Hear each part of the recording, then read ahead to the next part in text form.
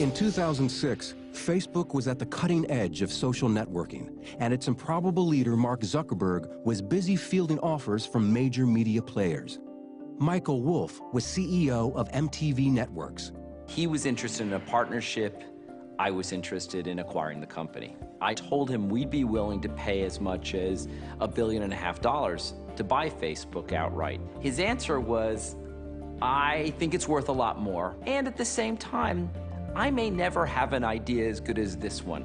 So I'm not that interested in selling. In 2006, Zuckerberg believed he could take Facebook to another level.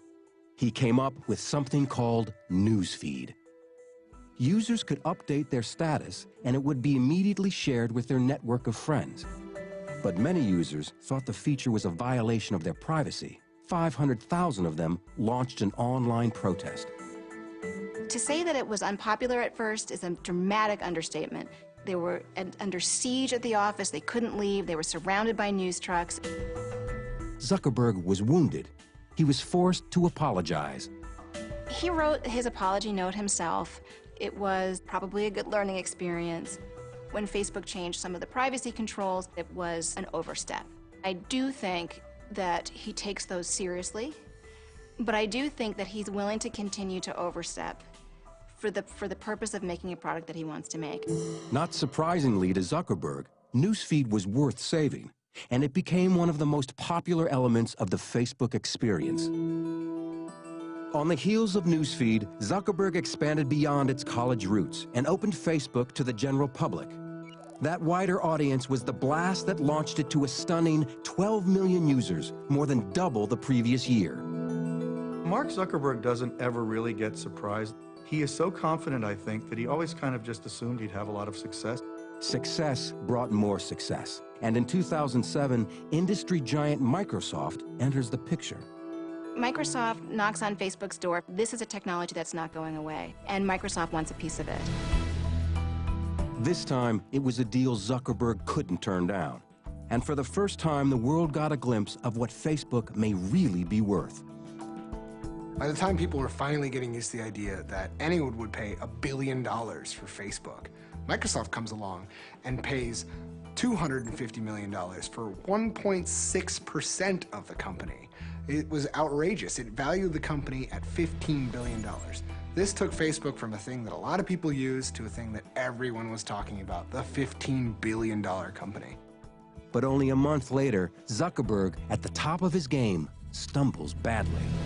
Zuckerberg's made a lot of mistakes. The next mistake, which was a really big one, was Beacon. You go to a third-party e-commerce site and you buy something, and unless you tell it not to really quickly, it's going to go back and tell all your friends that you just bought a diamond engagement ring. And obviously, you know, that sort of secret revealing can cause a lot of trouble. There was the great rallying cry that Facebook ruined Christmas, because suddenly everyone's purchases were being broadcast to their entire network.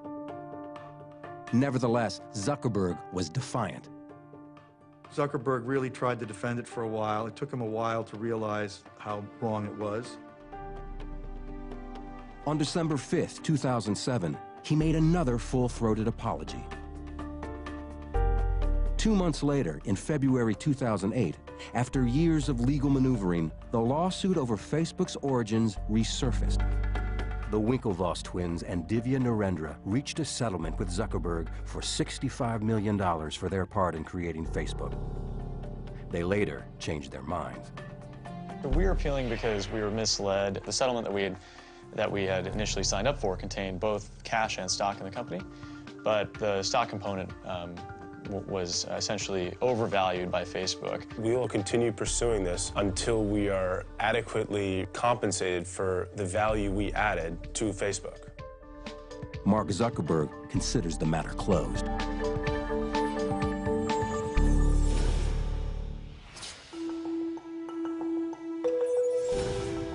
By 2009, Facebook reached over 150 million people.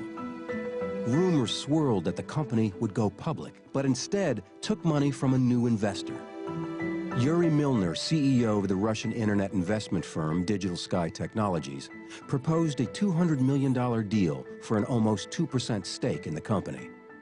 Deals of that size are kind of never easy. There's a lot of back and forth. This deal was about the vision that we shared, how big this company can get. Everything else was sort of secondary.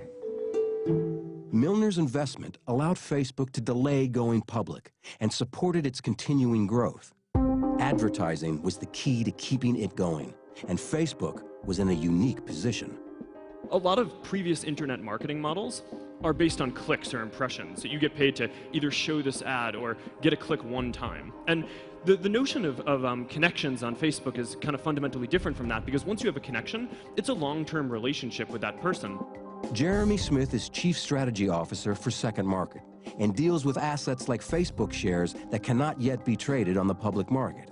What makes Facebook so desirable from the perspective of advertisers is that they are able to accumulate information on their users like nobody else. And the funny thing is, the users don't really view it as data. It's themselves, it's their information, it's their lives that they're putting on there. But as far as advertisers are concerned, it is the holy grail of data.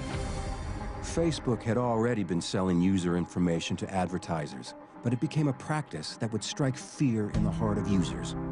Mark Rash is former head of the United States Department of Justice Computer Crime Unit and is now a computer security consultant. It doesn't trouble me that people buy information. This is what Google's business model is. It's what Facebook's business model is. It's what Twitter's business model is going to be, provided that individuals know what they're giving up. You know, you get a free service, Facebook, you don't write them a check every month, but in return for which, they get your personal information. The problem is when you are getting the service for free but don't know what you're giving up and give up more than you want to. Mark gets in trouble over privacy a lot, and he continues to do it despite several backlashes, for one very simple reason. Despite all these backlashes amongst the media and small subsets of very vocal users, people keep joining Facebook in throngs. People don't quit Facebook over these issues. In July of 2010, Facebook hit 500 million users, making it the world's most popular website. 2 months later, Zuckerberg made a surprise appearance on Oprah to announce a $100 million donation to public schools in Newark, New Jersey, and the creation of the Startup Education Foundation. The origin of Facebook is now the subject of a major motion picture, The Social Network. You have part of my attention. You have the minimum amount. The rest of my attention is back at the offices of Facebook, where my colleagues and I are doing things that no one in this room, including and especially your clients, are intellectually or creatively capable of doing.